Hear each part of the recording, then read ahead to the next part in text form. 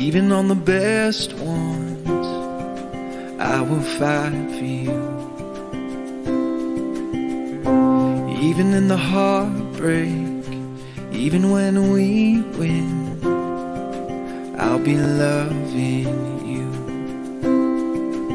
over and over again.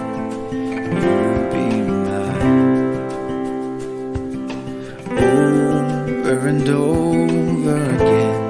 I'll choose you every time.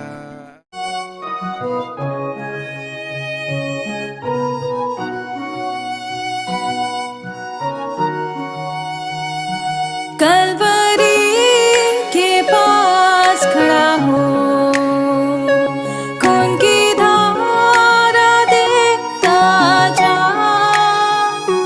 तेरे पापों का यही दाम दिया है मसीह यीशु ने।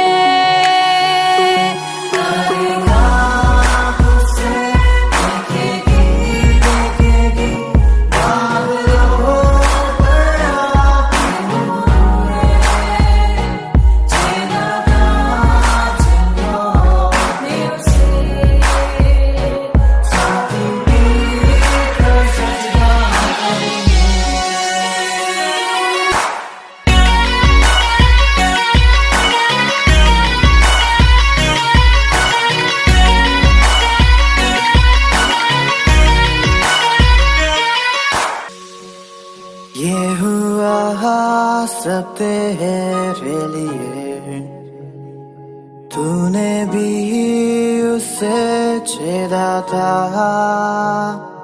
फिर भी प्यार से वो बोला था, जाता क्यों नहीं तू उसके पास, फिर भी प्यार से वो बोला था, जाता क्यों नहीं तू उसके पास।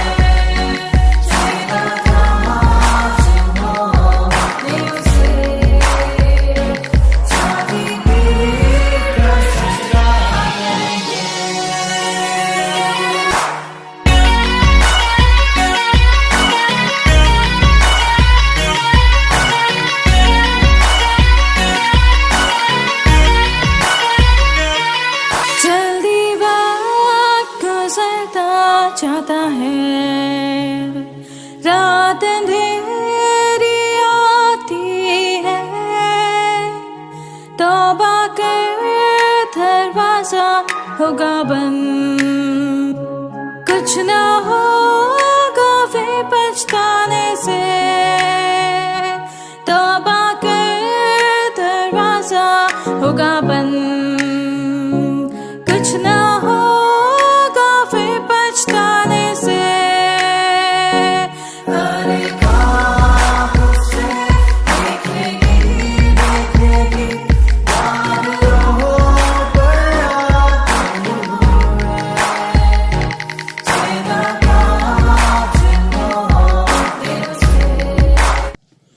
हम प्रभु परमेश्वर को धन्यवाद देंगे आज की सुंदर सुबह के लिए। एक बार फिर से प्रभु ने आज 10 तारीख को हमें अवसर दिया है कि हम परमेश्वर के पवित्र चरणों में बैठे उसकी निकटता का एहसास करें।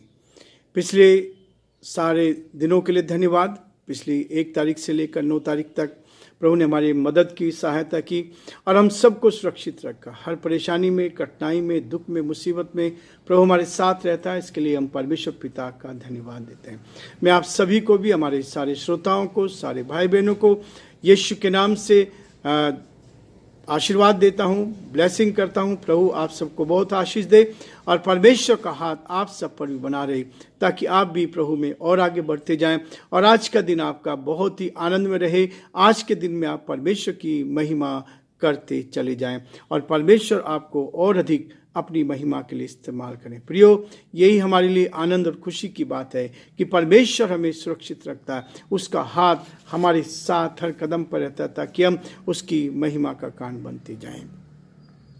जैसे कि आपको मालूम है कि हम लोग 2 कुरिन्थियों का 5 अध्याय का अध्ययन कर रहे हैं का हमने 12 तक देखा था। आज 12 और 13 और 14 पद को भी मैं आपके सामने पढ़ूंगा ताकि हम परमेश्वर की वचन को लेकर आगे बढ़ते चले जाएं। लिखा है 12 पद में, हम फिर भी अपनी बड़ाई तुम्हारे सामने नहीं करते, वरन हम अपने विषय में तुम्हें घमंड करने का अवसर देते हैं कि तुम उन्हें उत्तर दे सको जो मन पर नहीं वरन दिखावटी बातों पर घमंड करते हैं। 13 पद, यदि हम बेसुध हैं तो परमेश्वर के लिए है, और यदि चैतन्य है तो तुम्हारे लिए है, क्योंकि मसीह का प्रेम हमें विवश कर देता है।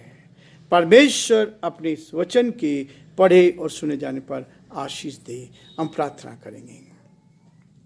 धन्यवाद और स्तुति के योग्य हमारे इस सामर्थ्य परमेश्वर, आज की सुबह के लिए आपको धन्यवाद। आपने हमारी मदद की, सहायता की। ये सुंदर सुबह दी इसके लिए धन्यवाद। ये दिन दिखाया इसके लिए धन्यवाद। दिन भर हम अपने आप को आपके हाथों में सौंपते हैं। एक एक कदम पर आप हमारा मार्गदर्शन करें, हमारे कामों पर आशीष दे। जहाँ जहाँ हम जाते प्रभु आपका हाथ हमारे साथ साथ बना रहे, ताकि हम आपके नाम में प्रभु आगे बढ़ते जाएं और जो आपकी योजना है उसको पूरा कर सके। हे दया के धनी और विश्वास के योग्य परमेश्वर, हमारी आपसे प्रार्थना, आपसे विनती, आपसे निवेदन है प्रभु, आपका दया का हाथ हर कदम पर साथ बना रहे, ताकि सारी बातों के द्वारा आदर महिमा आपको मिल सके। हम अपने प्रदेश राजस्थान के लिए प्रार्थना करते हैं। इस राजस्थान पर आपकी आशीष हो, यहाँ के मुख्यमंत्री को संभाल, उत्तर में आशीष दे प्रभु। हमारे देश के लिए, देश के प्रधानमंत्री के लिए, राष्ट्रपति के लिए प्रार्थना करते हैं। अच्छी बुद्धि दे ताकि इस देश का संचालन आपकी महिमा के लिए कर सके। बड़े आदर के साथ हम सभी को प्रभु आपके हाथ में सौंपते हैं। यदि कोई बीमार है, परेशान है, कठिनाई में है, तो उनकी मदद कर प्रभु। हम धन्यवाद देते हैं, आपकी स्तुति करते हैं। और मैं विशेष से धन्यवाद देता हूँ मेरे बेटे शालूम के लिए। आपने उसको संभाला, आपने उसकी मदद की, सहायता की। पिछले दिनों जो ऑपरेशन हुआ उसमें आपने मदद की। हम धन्यवादित हैं, सब कुछ आपने अपनी मर्जी के अनुसार होने दिया ताकि हमारे कदम पर आपकी महिमा को देख पाए। हम आपको धन्यवाद देते हैं प्रभु, सारी बातों के लिए जो आपने होने दी इसके लिए हम धन्यवाद देते हैं। और प्रभु हम चाहते हैं कि और अधिक हम आपके प्रति धन्यवादी बने रह सके, ताकि सारी बातों के द्वारा हे परमेश्वर आप ही का नाम ऊंचा किया जाए, अंधकार की ताकत परास्त की जाए, शैतान की चालें परास्त की जाए। हम और अधिक आपके नाम को धन्य कहते चले जाएं। हम सारी महिमा, आदर, गौरव आपको देते हुए इस प्रार्थना को अपने प्रभु अपने उद्धार करता यीशु नासरी के नाम से मांगते हैं, आमीन। प्रियो, परमेश्वर का धन्यवाद करते हैं कि परमेश्वर हमें हर कदम पर संभालता, हमारी मदद करता है और हमें अपने हाथों में रखता है। चाहे दुख हो, चाहे परेशानी हो, चाहे कठिनाई हो, वो हमारी रक्षा करता जाता है। और एक चीज़ जो मैं बार बार यहाँ से कहता हूँ और अपने जीवन में भी इस बात को देखता हूँ कि जब क्लेश आते हैं, संकट आते हैं, बीमारी आती, परेशानी आती, तो परमेश्वर हमें और अधिक मजबूत करता है। इसलिए याकूब की पत्री 1 अध्याय में इस बात को लिखा है कि जब तुम नाना प्रकार की परीक्षाओं में पढ़ो तो उसको बड़े आनंद की बात समझो। इसलिए प्रियो, परमेश्वर हमें आनंद देता है हर परिस्थिति में, चाहे बीमारी हो, चाहे परेशानी हो, चाहे कठिनाई हो। परमेश्वर हमें आनंद देकर अपनी महिमा के लिए इस्तेमाल करता है ताकि हम उसकी महिमा करते चले जाए। प्रियो, परमेश्वर का वचन कहता है स्वर्ग से सच्चा मन्ना, स्वर्ग से परमेश्वर हमें उत्तम आशीष देता है।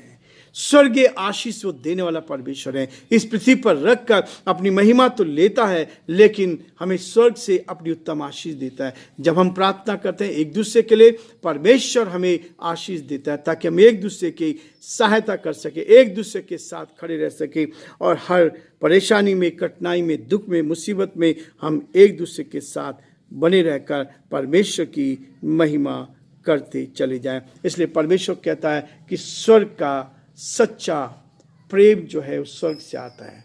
परमेश्वर ने हमारे जीवन में अद्भुत काम किया। यीशु मसीह को संसार में भेजा उस प्रेम को प्रकट करने के लिए। यीशु ने संसार से प्यार किया, इस संसार के लोगों से प्यार किया और एक एक के साथ उसने रिश्ता बनाया ताकि आज हम उसके उस गहरे प्रेम को अपने जीवन में ले सकें। इसलिए परमेश्वर का वचन कहता है हम फिर भी अपनी बड़ाई तुम्हारे सामने नहीं करते।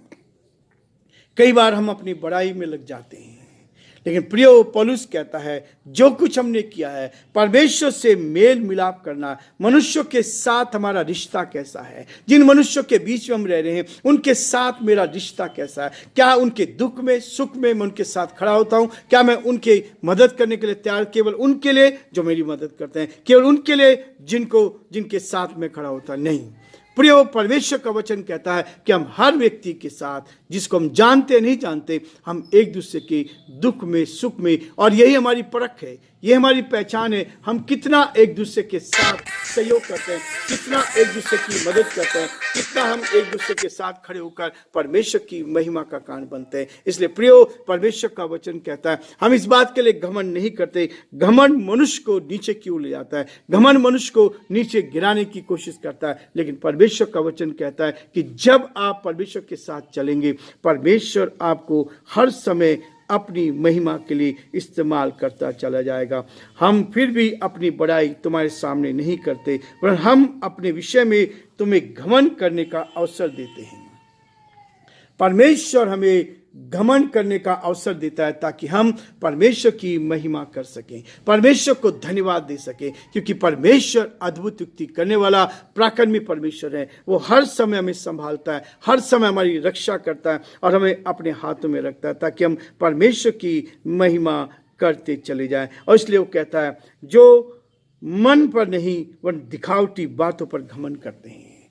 हम ऊपरी चीज़ों को, आज मेरे पास क्या है, मैं कितना पैसे वालों, मेरे पास कितनी धन दौलत है, उन सब पर, दिखावटी चीज़ों पर हम घमंड करते हैं। लेकिन प्रियो ये दिखावटी चीज़ें तो कुछ समय के लिए, एक दिन सबको उसी रास्ते से होकर जाना है, एक दिन सबको उस रास्ते में जाना है, इस शरीर को छोड़कर जाना है। इसलिए प्रियो परमेश्वर का वचन कहता है घमंड करना है तो उस परमेश्वर पर करना है जिसने आज का जीवन मुझे और आपको दिया, जिसने आज के जीवन में मुझे और आपको अपनी संगति में रखा है, ताकि हम उसके साथ उसकी संगति में आगे बढ़ते जाएं। हर मुसीबत में, परेशानी में, कठिनाई में भी हम उसके साथ बने रहे। पिछले 4 दिनों से हम लोग हॉस्पिटल में थे।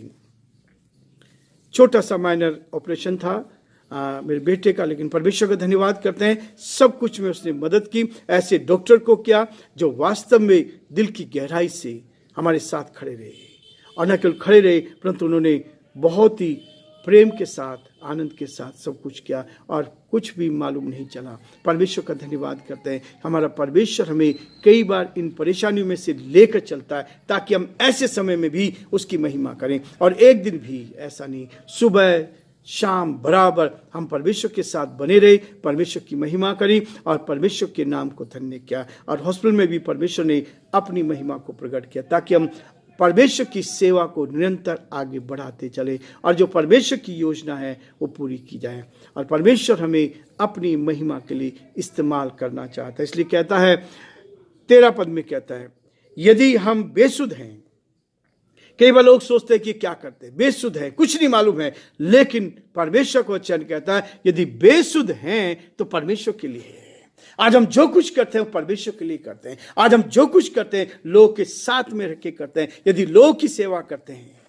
डॉक्टर चटर्जी बहुत अच्छे आध्यात्मिक व्यक्ति, वो सुबह 3 बजे अपने घर से पत्नी के साथ निकल जाते हैं और गोनेर में एक आश्रम में वहाँ जाके बैठते हैं और अपना समय वहाँ व्यतीत करते हैं ईश्वर की संगति में, एकांत में।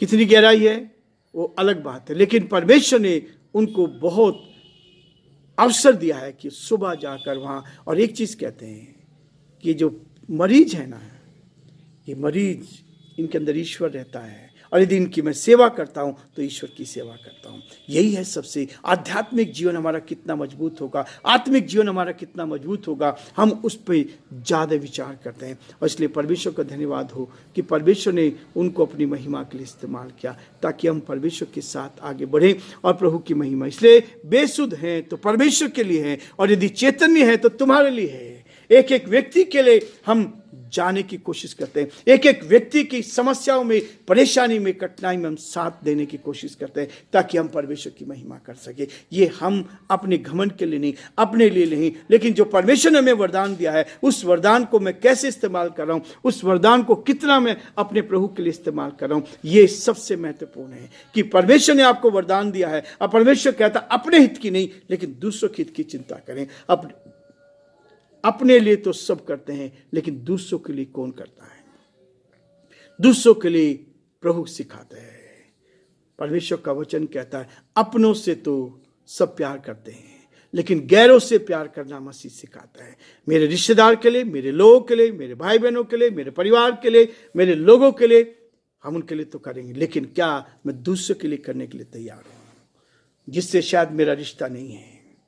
रिश्ता तो आत्मिक होना चाहिए। जब मेरा और आपका रिश्ता आत्मिक है, जब हम आत्मिक रिश्ते में जुड़ गए हैं तो परमेश्वर चाहता है कि हम एक दूसरे के साथ, वचन कहता है अपने हित की नहीं लेकिन दूसरों के हित की चिंता करें, दूसरों के साथ खड़ा होना सीखें ताकि हम परमेश्वर की महिमा करें और जो परमेश्वर की योजना है उसको अपने जीवन में हम पूरा होता हुआ देख सके। इसलिए यदि हम बेसुध हैं तो परमेश्वर के लिए है। यदि जो कुछ भी हम कर रहे हैं, हम किसी से मिलने जाते हैं, किसी के दुख में सुख में खड़े होते हैं तो परमेश्वर के लिए करते हैं। और यदि परमेश्वर कहता है इसी बात के लिए, क्योंकि परमेश्वर का यदि चैतन्य है तो तुम्हारे लिए, हमारे कान खुले होने चाहिए, हमारी आंखें खुली होनी चाहिए कि हम ऐसे लोगों के साथ हर समय खड़े होना सीखे और इसका प्रतिफल प्रभु देता है और दे रहा है। इसलिए प्रभु आप सबको बहुत आशीष दे। परमेश्वर हमें अपनी महिमा के लिए इस्तेमाल करना चाहता है ताकि हम और अधिक परमेश्वर के साथ आगे बढ़कर प्रभु की महिमा करते जाएं। प्रभु आप सबको बहुत आशीष दे और परमेश्वर का हाथ आप पर और आपके पूरे परिवार पर बना रहे। आज के लिए हमारी यही दुआ है, आज के लिए हमारी प्रार्थना है कि आप आगे बढ़ें और परमेश्वर की महिमा करते चले जाएं। प्रभु आप सबको उत्तम से उत्तम आशीष दे और आज का दिन आप सबका आशीष में रहे।